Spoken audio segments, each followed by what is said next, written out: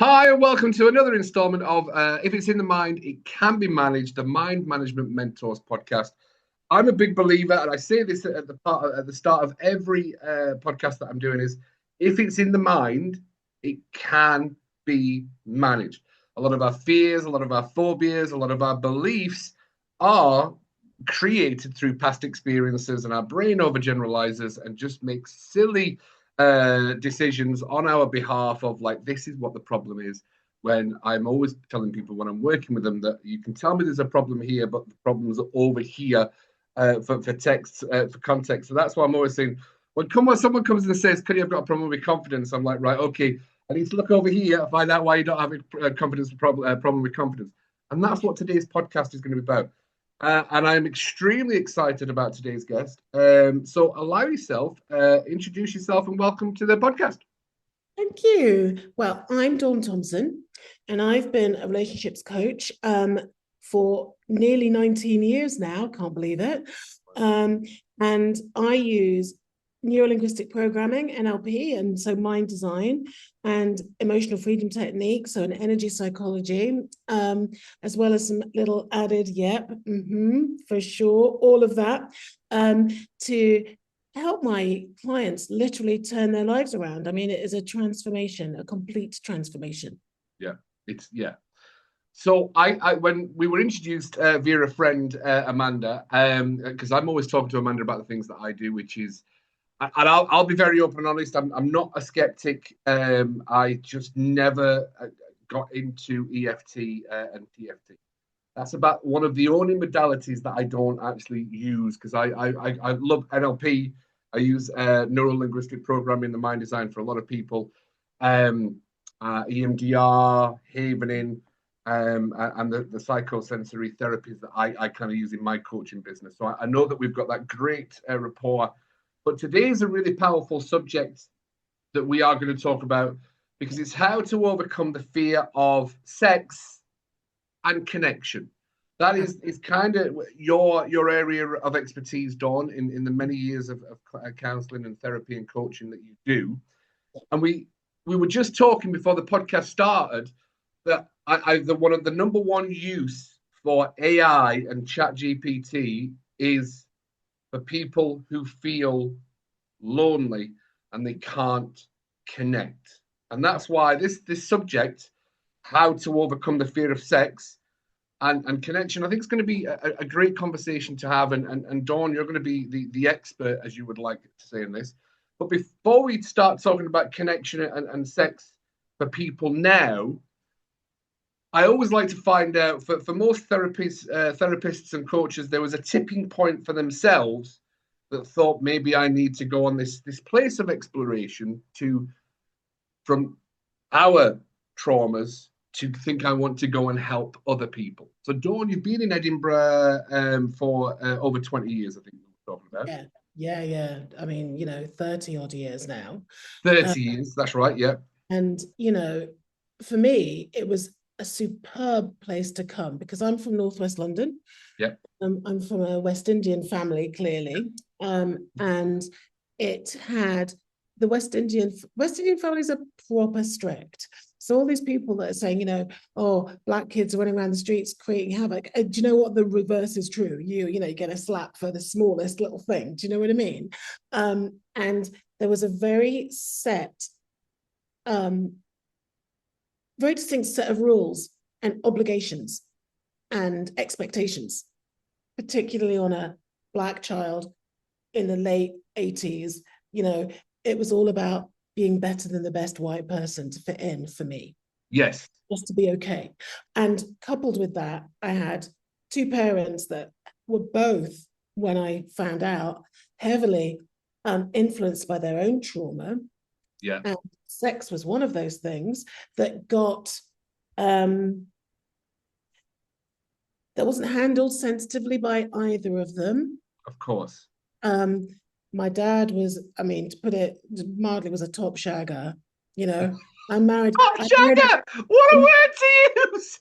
He was. Listen, Cuddy, he's no longer with us now in the physical plane, so I can be honest about this. Literally, I think that me and my two siblings both married white people because I think, otherwise it could potentially be one of my dad's children. And Right. that is not, even now, I have people coming up to me or people phoning going, I'm your dad's daughter, and I'm like, mate, but that came from a place of real trauma for him as I get older and I can see. And then his relationship with my mum wasn't great.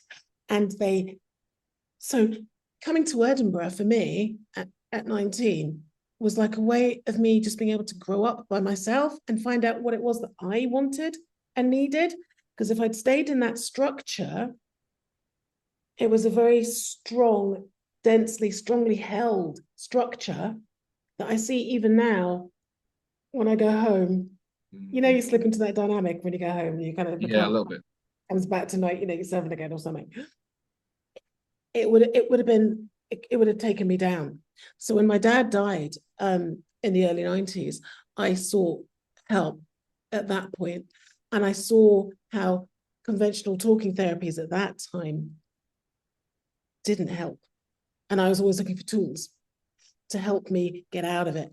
And what I found was it would be like, so tell me about that again. And it would revivify the experience, and it'd be totally revivifying it and then laying it down even stronger.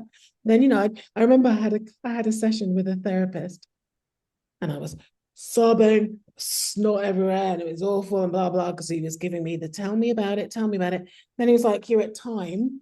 And Yeah. I remember standing out in Clark Street or something, thinking Yeah. this can't be the way forward. And I had trained from art college as a graphic designer. So what I feel I do, and also what you do, it's like graphic design for the mind. It's It like is. jumble Yes. of what, the message that the client wants, and you're finding a way of making it work for them. So Yeah. when I left to retrain, I said to everyone, I said to my clients, I'm doing the same thing. I'm just not holding up boards. I'm just doing it up here for you. And I think it was important for me not to sound too woo, but to, We love woo. oh, dear, that's good. Love woo. That's fine, good. So this is a safe space for woo, but, it was all about, for me, changing what the messages about sex and love were up and going back, through the generations.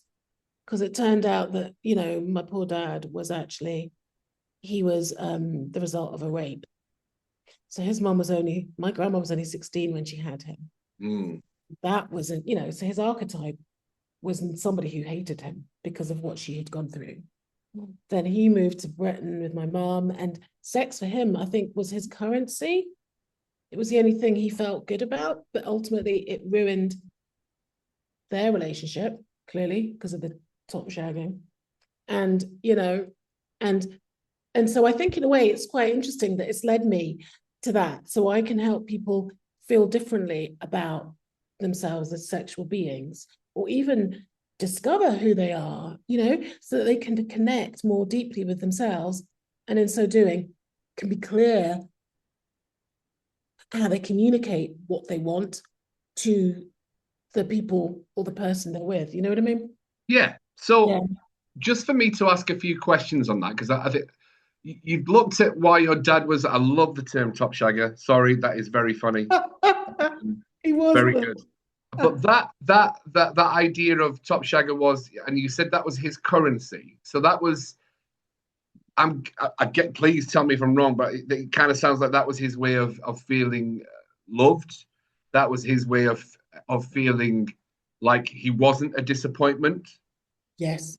So he filled that emotional need with sex, being a top shagger, and just going around doing what he did because of his lackings growing up. Precisely. He was a very handsome man. He was stunning as well. So, all these women were dropping, dropping down on the floor with their legs in their air and saying to my mum, too bad, and my mum had to put up with that.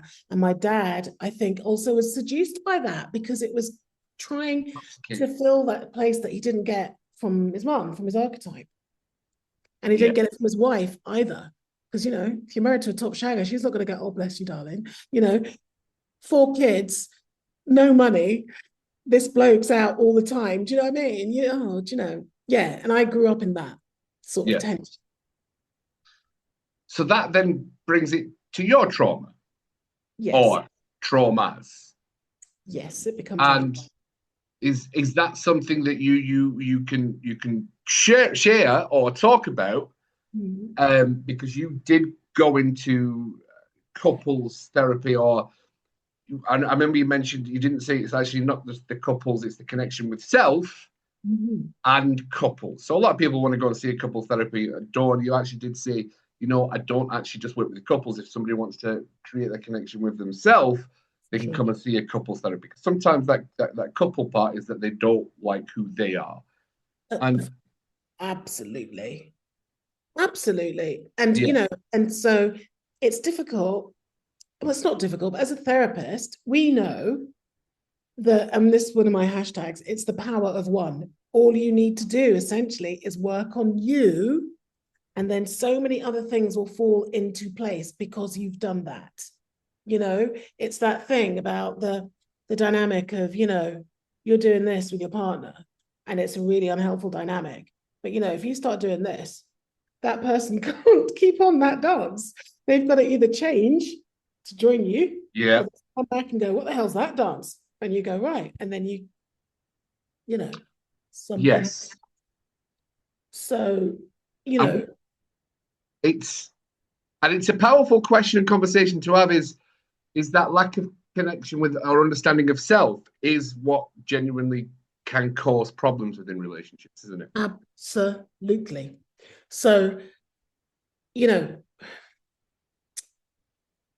for example, so I've got an anxious attachment style because there was nothing, everything was performative in my house.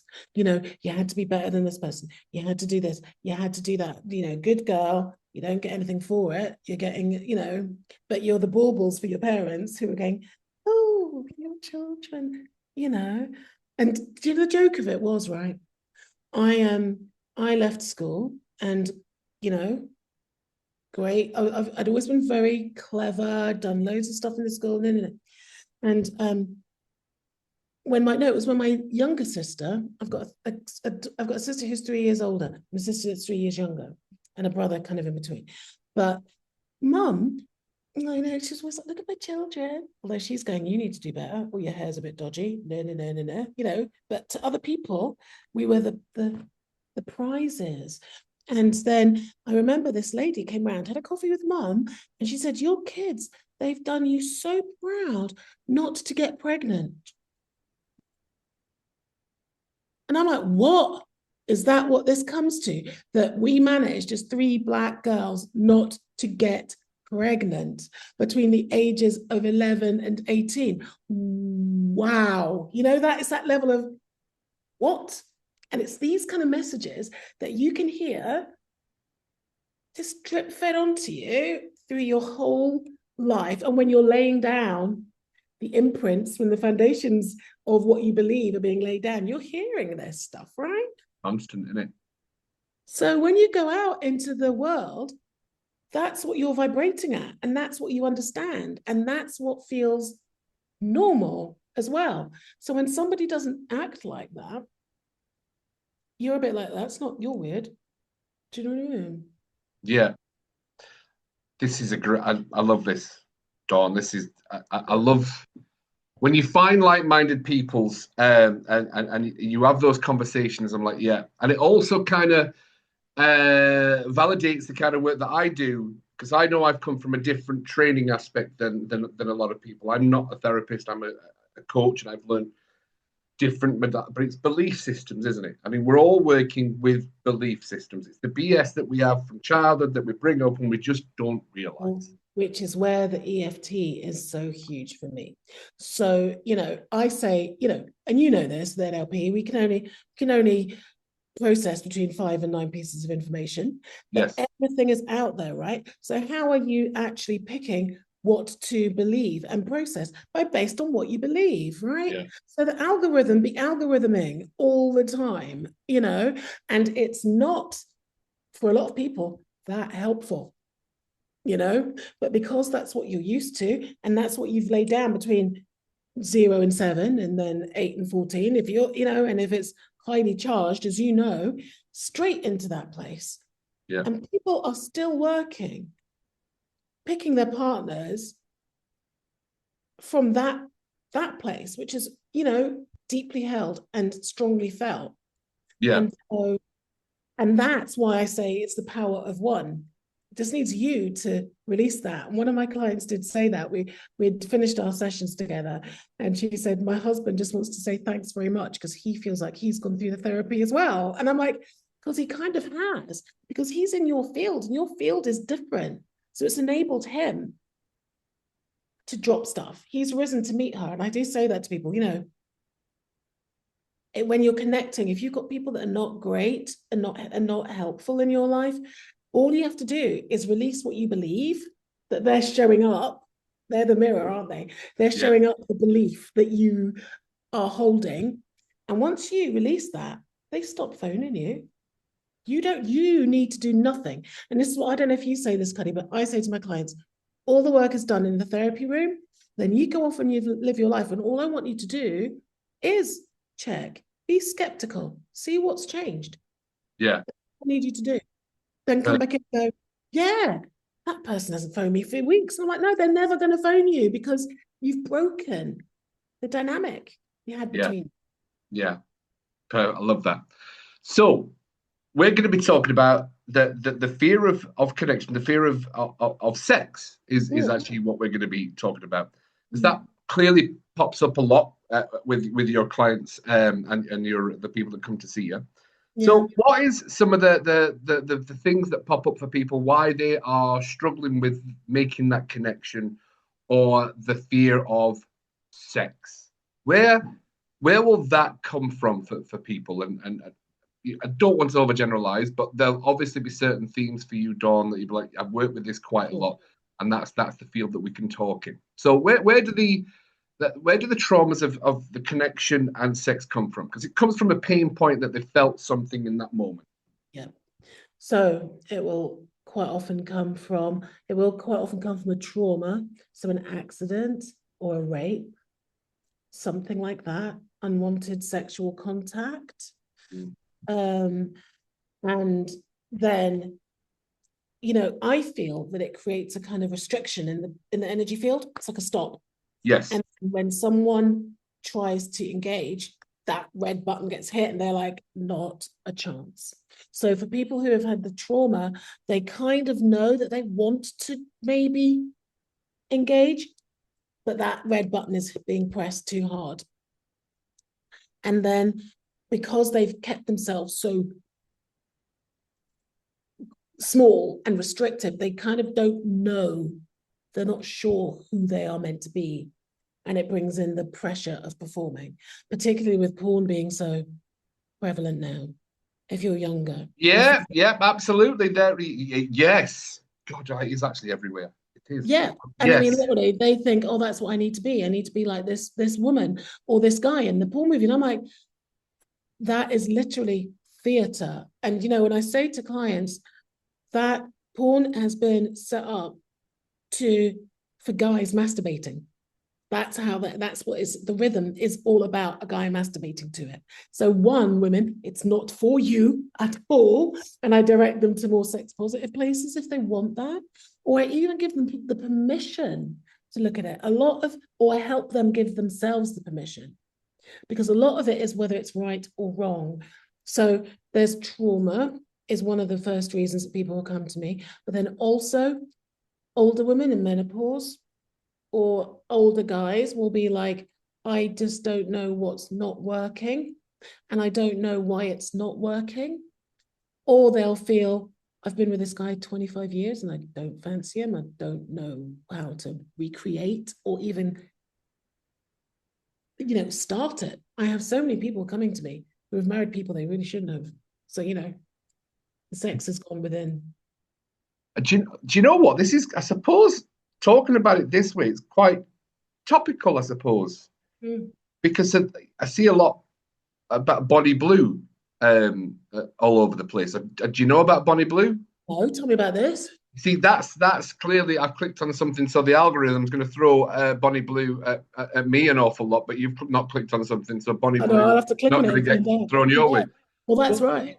Yeah, because I try, especially when it comes to things like this, I always try and see both sides of the point.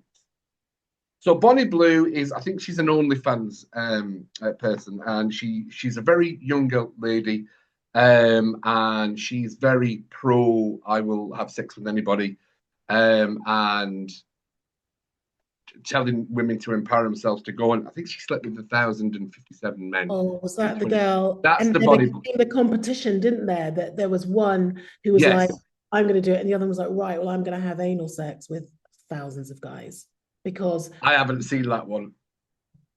I'm smiling because I'm surprised that's not popped up on my feed clearly. But yeah, well, we've so talked about it now. So check your now phone. it will. The phone will pop up. This is the woman who had, yeah. So I because she's there as I think she's about 25, between 25 and 30, and she's like, no, I'm a powerful woman taking my power back, and I will sleep with all these people. And she's talking about, yeah, I will take the 18-year-old's virginity away. I'm quite happy with that. And then there's a lot of scandal around the woman, but now this woman's making millions every minute because of it. But I could understand, I suppose. So from your point of view, you've got a 23-year-old person comes to see you, Dawn, and I can see now because I'm looking at it. You can see it's probably working in my brain, going, I can see how.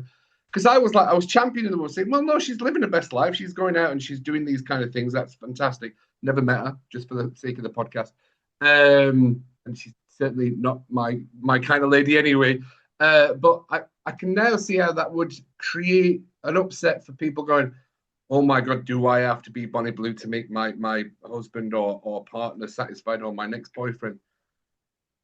It's kind of brutal, isn't it? It really is. It really is. And that, and yes, if you're not, one of my clients said to me at the end of their session, they'd gone from nothing at all to something that they felt was really out there that they really liked and they really turned them on. And they said, oh, the only thing is, that's not very feminist, is it? And I was like, do you know what's feminist? Do whatever the fuck you want. End on. And so is that your belief system of feminism? Is standing up and do whatever? So some people will say she's anti-feminist, and she's like, no, I'm taking my power back as a woman. Bonnie Blue, that's a whole different kettle of fish for me, because another one of my hashtags is hot monogamy. So I'm very interested in people who hot monogamy. I like that. Yeah, because you know what? They've shown, I read an article a couple of days ago, actually, the best sex happens after you've been with someone for 15 years, which is like 7 life stages, 2 life stages in 7 years. And I get that. I totally get that, because you've gone through a lot of shit. You know each other really well.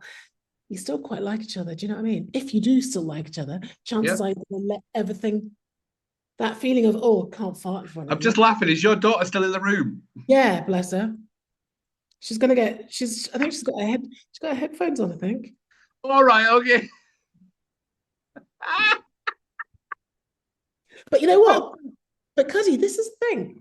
Because I am this person, yeah, my kids have no issue telling me everything. Almost, I remember a friend of mine, her daughter's a lot older than mine, and I remember her saying to me, I wish my daughter would stop telling me stuff because it's proper cringy. I can't deal with it. Whereas I'm like, no, I like that they will tell me that, because I just listen. This is the thing, that from my family background, there was a lot of shame and a lot of judgment. Yes. And they're lower vibrational emotional states. Absolutely. Shame is the lowest vibration. Shame is the lowest, yes. Shame and guilt. Exactly. So, and my family ran on guilt. That was their thing, make us feel guilty to get us to basically comply. Okay. And so pleasure, that wasn't a thing. Pleasure was something that you could, what? Who has pleasure? It comes after all the stuff on the list that you have to do, right? Of which there's 37 things, and and there'll always be 37, if you tick them off. So yeah, my kids are a little bit like, okay. And we sit and we watch Married at First Sight Australia together, me, my husband, and these two. And we literally were constantly going, pause it. Like, see what happens there. That's pause it again. And we're all giving it all this stuff. So it's really, I love that environment because they feel they can say whatever. And my husband and I are going to listen. Because why wouldn't we? Because we don't want them to feel in any way ashamed. We don't want any of that lower vibrational stuff happening because that's, I know myself, it's taken years for me to get out of that and not bounce back into it. Yes. Do you recognize the signs within yourself when you are dipping back down? Yes. And luckily, my husband is very good for that. So he'll say, "Why you're saying this?" I'll start to apologize. Yes. I'll start, do you know what I'll start to do? So one of my things I say to my clients is, something you should never ask your partner, how do I look? Don't ask them. It's not for them to have that power. Do you think you look good? Even that, do you love me? Don't ask them, because it's coming from a place of, oh, I need to, oh, you know what I mean? It's one thing if your partner will say, out of nowhere, oh God, Dawn, I really love you. Love that. If I go, do you love me? It's because I'm going to a place of, I want to feel acceptable. That was what was happening in my And environment. that's when we start looking for the outside validation, isn't it? And you're giving your power away because they can turn and go, well, actually, no. They wouldn't, but they could. And it's an external validation should never be sought. If you get it back, that's different. But I don't think it should ever be sought because it's coming from a place of lack within you. Yeah. So the question I have for you is, how can people overcome the fear of sex? There must be a good 5-step something on that lines to go, this is where we want to start and this is how we move into. Yeah. So what's the process of, I'm going to come and say hi to Dawn, I've got a fear of sex, what do I need to do? And I'm a man. We'll even look at it from a man's point of view, because I'm sure there's a lot of guys out there that maybe do feel scared of sex. Do you have many male clients, to be fair? Oh yeah, quite a lot. And actually, my clients, most of my rape clients have been men. Bless you. Bless them. Bless them, yeah. And they've carried it for a long time, until they just can't. That's the thing with guys. With guys, when they come to see you, it's because they have literally carried this for decades and they know they can't go on. Yeah. They are right at the bottom. And then they are very open about what happened. And this is where the energy psychology comes in, because I will be, instead of revivifying it, I'll use ways to release the holding on it. Yeah. So the tapping points are releasing the holding. And there's this so it's like, what happened to you? How does it make you feel? We do the treatment, we go back. So the point of what I want them to feel is it's not like Men in Black, memory blank. They will always know it happened, but the brain has started to make it feel slippery, or make it feel like, it didn't, they're looking at it from from a very elevated place. It doesn't feel like it's real or it belonged to them. Do you know what I mean? They're not holding it anymore. Yes. At that point, you've got to clear the ground of any negativity and shame and fear about what happened in that moment, because you probably think this as well, but I think we've got everything within us that we already need. So all I'm doing is I'm pushing the negativity, I'm taking the negativity out so the positivity they've actually got inside them will come through, and they'll say something that will actually be a bit compassionate or a bit understanding of the situation, which will show me the elevation has happened. Yeah. Then at that point, once we've removed all the trauma or the fear or whatever happened, someone might have experienced an accident or something, we clear all that, and then at that point they're ready, and very slowly it will be actually having them connect with what feels good to them. Yeah. Understand what their libido, like, hello, Cuddy, this is your libido. This is how it feels, without going, oh God, what? Do you know what I mean? Because that used to be a scary place for them, and that used to be a place to go back, the klaxon sounding. Yeah. So, some hypnotic work works there.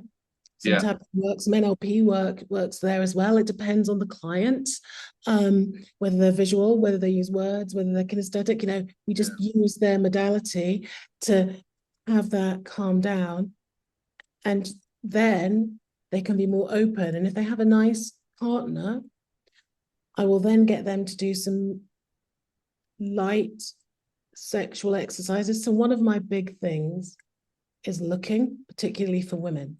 So we're obviously all under the male gaze, all of us. But women haven't really had a chance to really look at somebody. Thanks, Bridgerton, it's starting. But, Thanks, Bridgerton. I've not watched Bridget. My wife does, but I'm like, no, it's not. She'll know what I mean. It's that thing where, quite often I'll have my clients look at their partner as clothed or as unclothed as they can cope with at that moment, and just look at them.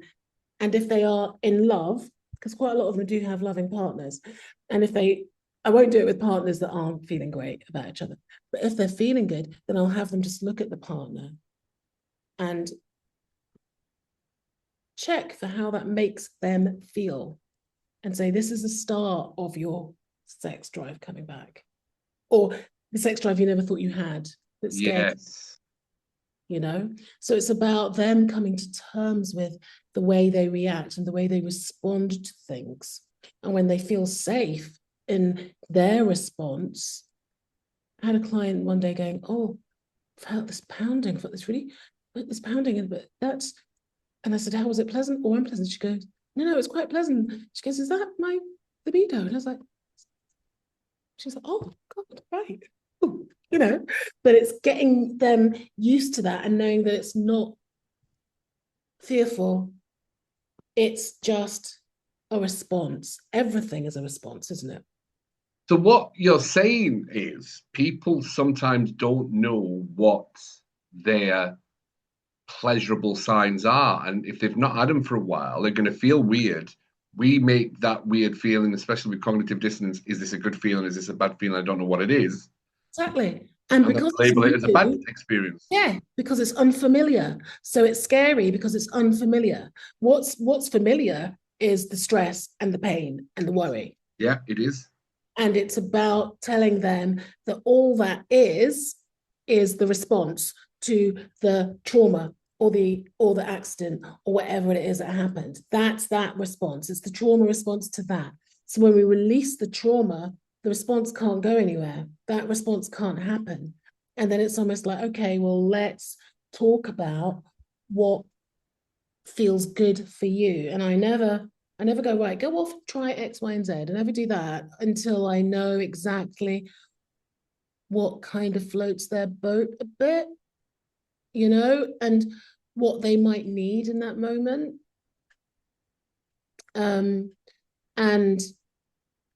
And then it's about, so, we've laid the ground, we've cleared the ground, and then the little green shoots that are popping up, then we water it, and then we do this, and then we make sure that they understand what's coming up is beautiful. And then I get them to start feeling that they're absolutely gorgeous and bodacious and like, yeah, do whatever you want, babe. It's okay. You know, if it's 2 consenting adults, if it's 17 consenting adults, yeah, I'd be a little bit like, what's going on there? But, you know, Bonnie Blue saying it's all in her, it's all her taking her power back. It's, you know, let's be real about this. This is about you making money. And I don't know if it was Bonnie who, because I do remember there was a girl, it could have been her. I remember reading about the process, and halfway through, she was sobbing. Guys were still shagging her. She was in trauma, but she was still doing it. Why would she have done that, Cuddy? Let's be, as my daughter says, be so for real. This was about the money. So for real. You're dropping some great hashtags here, by the way. You Okay, know, yeah, I don't know about that. I generally don't know about that. So, no. that would be my. Yes, and it's just such a weird thing. So if it because there's another right, and so there's another young lady. I've forgotten her name. She did someone's podcast popped up. She's what's she called? And she's a porn star. I think she's called Becky, and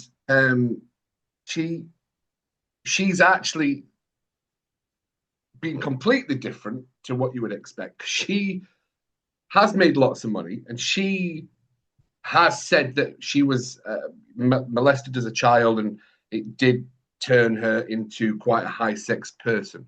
Yeah. It's but traumas. So we could talk about that. People's traumas from childhood affects everybody differently. For some people, it stops them wanting sex, and for other people, it makes them hypersexualized. Yeah, I would hazard a guess that's her trying to rewrite future history and trying to take back the power from the molestation. Yes. Whereas if she actually had that trauma released about the molestation, she might not need to do that. It goes back to what I was saying about my dad. Yes. That hypersexual because I mean, don't get me wrong, it feels good. And then, you know, you're addicted to the dopamine hit, get that, you know, and the risk and all that sort of stuff. And if you think you're a bad person, not talking about Becky, but talking about my dad, if you've been told you're a person and this lifts you a little bit, and then, you know, so there's all that stuff going on as well. Yeah. And so it is about how you feel about yourself. And there is so much about loving yourself and enjoying yourself as a being, you know, and having sex. I always say to my clients, sex is, I want you to feel hugely sexy just because you are, you know, you're alive and you are sexy. And then I want you to turn to somebody and go, do you want to share that? And then go, yeah. This is not about you servicing somebody else because you feel you have to. It's about, like you say, the connection. So, you know, it's all coming to, you know, this lack of connection is feeding porn, and it is feeding all these other things because we're kind of forgetting how important that connection is. Yes, I can, you've definitely said some terms there that I'm like, that makes total sense. So, Dawn, how do we really start working on that? What comes first, connection or the sex? What comes first, working on the connection or working on the sex? Do you think it's the connection to self first before connection to others? Absolutely. Because sex, and you know, a lot of sex is all in the mind anyway. You know, it's all in what you project, it's all in what you take and bring to the party. So it has to start with you, I think, to have really good, meaningful sex. And don't get me wrong, you can go from the other way and you can start and have great sex with somebody and it'd be brilliant and it might be fantastic, but that might not be the person for you long term. It might just be a really good, these two things fit in together and it's fire. Do you know what I mean? Do you know what I mean there? And if that's what you're wanting, I'm not judging that. I, though, think if you want lasting great sex that lasts decades, has to start here so that you can feed the processor of your mind, which can be managed. Yes. Oh, great segue there, Dawn. Great. That was a great segue to the top of the. That was very well done, if you don't mind my saying. Yeah. Thank you. Thank you. That's It's true though, isn't it? It's true. it is, and do you know it's. If I do try and learn, I don't really work with couples and things. I remember working with one couple a while ago, but I have had clients who've had terrible sexual abuse as kids, and a lot of the times, and because I work with somatic healing quite a lot of the times, and some commonalities that I had with the clients that I work with, they dealt with the fact of the sexual abuse. It was other things they'd not dealt with, the decisions before, the decisions after, the fears and the upset, and it was quite, and it was using NLP and CBT, and I do try a lot less talk therapies now because I do come from a place where we can heal these a lot quicker using psychosensory therapies, and I know EFT and TFT is a part of that. Yeah. It's the decisions that were made before or after that people actually can be struggling with. Is that something that you find as well? Yeah, but that's because the trauma hasn't been dealt with. The trauma is Yeah, still there. So what I liken it to is when you're coming from a purely cognitive place yeah, about things like this, to me, it's like putting a sticking plaster over a volcano. yeah, You've kind of you understand why it happened. yeah. You can almost forgive yourself. You can almost forgive the person. You can but the fire of the trauma is still raging inside you. And as humans, we're always trying to make sense of things, aren't we? So that's why you go, okay, right. Meaning machines. Yeah, I've apparently fixed this bit. So what could I have done to make it feel? What they're actually trying to do is feel better because of this huge trauma, this huge fire raging, but cognitively they can't. It's an absolute emotional trauma, And the energetic. trauma is not stored in the cognitive; it's stored in the back of the brain, the hypothalamus, if I'm not much mistaken. So whereas CBT works in the cognitive, Yeah. it's stored in a different part of the brain, which CBT won't. I've tried mentioning that to people. Yeah, it just won't work. And so, quite a lot of people have said to me, should we come and should we go and do some CBT first? And I'm like, look, you know what, you do you, but it will not work. And Won't, especially for trauma. it Yeah, doesn't work. And the holding you have, I had yeah. a client who she had gone through something very traumatic, not sexual, but very traumatic. It was awful. And I started working on her and she started burping. And this thing had happened about 10 years ago. And she started burping. She was like, oh my God, Dawn, it's really embarrassing. And I was like, no, it's not. It's your whole, it's where you have a Where we holding hold it, and that's where power. somatic. Yes, And she had literally, in that moment, she had gone, and that was stuck in her body. So literally, she burped for 90 minutes. And she was like, this is so embarrassing. I'm like, don't worry, because we let it go how our body needs to let it go. So you might pee a lot, you might need the the loo. body keeps receipts. The body keeps all the receipts, right? So I'm sorry, brain. Don't get me wrong, I love the brain. It's a Yeah, fantastic we do. processor when it's used properly. But to my mind, it's a processor. And if you're not dealing with this stuff, it's going to process some stuff. It's the nervous system. We work on the nervous system. The nerve. Do you know we talked about one of the courses I have for brain spotting? So I think brain spotting is fantastic as well. So I have got a course on helping people to become brain spotting coaches. And I remember the disassociation part when I was going through the processes.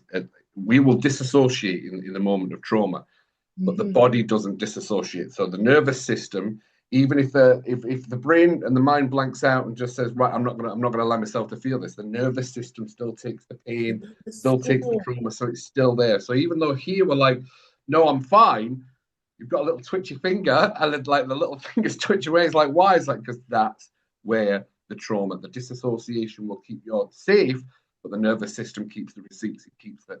Sure. Wow. Great conversation, Dawn. Great conversation. Is there anything else you want to share, Dawn? Because this was fantastic.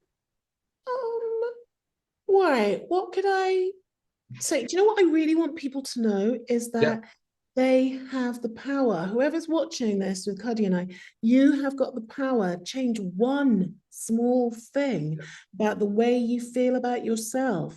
Just for once, just imagine that you were your own best friend. And if you heard yourself say this thing, would you go, yeah, you're right? Would you go, for God's sake, that's not right? You know, how much stuff is story? And you don't even need to go into where it came from, who said it. No, no, no. If it makes you feel restricted or it makes your shoulders go down, you can guarantee it's story. Just what if that wasn't? I'd like them to ask themselves, what if that wasn't actually true? What would be different? I love changing people's stories. I love it. I'm like, right, you've just told me. And this is, by the way, and I'll for anyone that I'm a big believer in story and identity. Story, identity, and it creates something within us. And it's once we change the story, the identity changes, and there can be a fracture. And I get that. It's such a powerful whole. But the one thing I want to share with anybody who has fallen out of love with themselves or their partner, and this is something I've done with clients an awful lot, and I know you will have as well, is look, stand in the mirror naked. Close the curtains, stand in the mirror naked, and look at the mirror, and do not walk away from that mirror until you can say, I love one part of myself, whether it's your shoulder, whether it's your little toe. But you need to be able to look in the mirror, which is quite daunting. It is. It's a big one. And find one thing you can say, I love this part of me today. And you know what else I do, which is a bit like that, is I go, it can be ornamental or it can be something that works. So, you know, I gave a talk a couple of months ago and I was like, yeah, you know what? My nipples aren't quite in the same plane anymore. I'm getting to that age, right? But you know what? Neither are my eyes. Like, so it works for both of us. Hike this bra bit up for, yeah, it's like kind of different. But you know what? It's like, but if they work for me, find something that works for you. You might not even like the look of it, but if it makes you feel good when your partner touches your hair, that's the thing you say you love. Or do you know what I mean? It might just own something that might make you feel good. It might not look good anymore. But like you say, pick your little toe. Why have you picked your little toe? Because, and know why. You know, because it's starting to know why it's good, because then the value comes in. So you're like, no, I'm worth that. I'm worth, you know, like Daisy Duke, show my age here. I'm worth insuring my legs because they look amazing, particularly right around my husband's neck, which doesn't say that, but you know what? That it's that. You know what I mean? Do you feel? Do you find people get awfully quiet around you? I'm hoping you are talking about sex. No, the other way around. Good. Love that. I love that. Yeah. Because I'm just that, I'm that generator's, I'm the generator kind of design where people honestly, Cody, from the age of about 14, randoms have come up to me. A random guy came up to me and I was like going away, I was coming back from orchestra practice when I was 14 and he was like, you've got a nice face, I've got a problem, can I ask you something? And I was like, well, I'm 14. And he came out with this big old spiel and I was like, oh, I'm 14, but I would give you, it wasn't sexual, it was not, it was just a dilemma. And I said, I would think this. And he was like, oh my God, thank you so much. And then he went. And I was like, what? That's a vibrancy thing though. It's when your aura and you're vibrating at a certain level. Me and my wife, we get that an awful lot when we're out. People will just come up and like, oh my God, what are you two doing? We've been together over 20 years and we're still just happy as Larry. I don't know who Larry is, but I think he was very happy. He's really happy though, apparently. We need Larry on a podcast. Larry, what made you so happy, man? Do you know what I mean? No, a vibrancy and is a thing.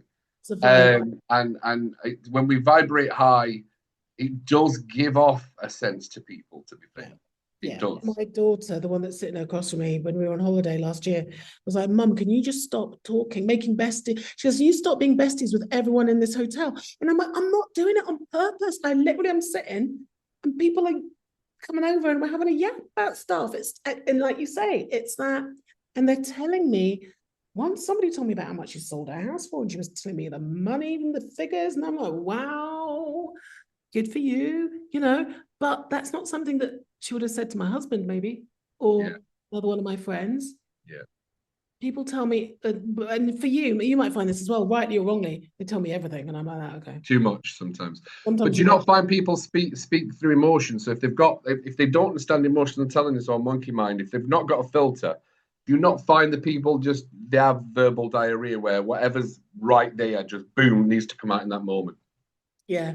And then Yeah, you've got to really manage that, haven't you? yeah, absolutely. Yeah. It's been a pleasure, Dawn. Thank you so much. Some Having great me. takeaways. Yeah, some great takeaways for people how to overcome the fear of connection and sex because it is happening more and more, and it does come from what we're taking in and learning on a daily basis, isn't it? On the social media. I mean, I was talking about Bonnie Blue because she is a topic of conversation at this moment. You've never heard of Bonnie Blue because it's never clearly popped up on your algorithms on your social media and things like that. So yeah, wow, fascinating conversation. Dawn, it's been an absolute pleasure. Is there anything you want to share before we go? I would just say if anyone is listening to this and is interested about finding out more about porn that's ethical, I write for a website called frolicme.com, and it's set up for, it's ethically produced, it's beautiful, it's for people in couples or for women, and it's done really, really beautifully. So if someone, it might help someone just, Ethical porn. I know it sounds like an oxymoron, right? Now you're But talking my language. My wife calls me a moron all the time. So oxy, not so I much. would never say such a thing. But yeah, it's not just right now. Ethical Maybe porn, later. frolic me. I'll put that in as a tag for you on the podcast. Yeah, frolicme.com. It's worth. I've sent a couple of people to it just to look at one of my articles, and then they were like, "Oh, I meant to read your articles, but I kind of got way," and I'm like, "Yeah, okay, whatever. I got waylaid. Whatever's fine. Read the article, but but it might help someone break the story of what porn should be and how Yes. whether it's okay to react to it as well." Yeah. Yeah. Yeah. Very true. It's been a pleasure, Dawn. Thank you very much. If you've enjoyed the content in today's podcast, like and subscribe. As always, if it's in the mind, it can be managed. And as I say on all the podcasts, big love from Cuddy. And I'll see you on the next episode of the Mind Management Mentors podcast.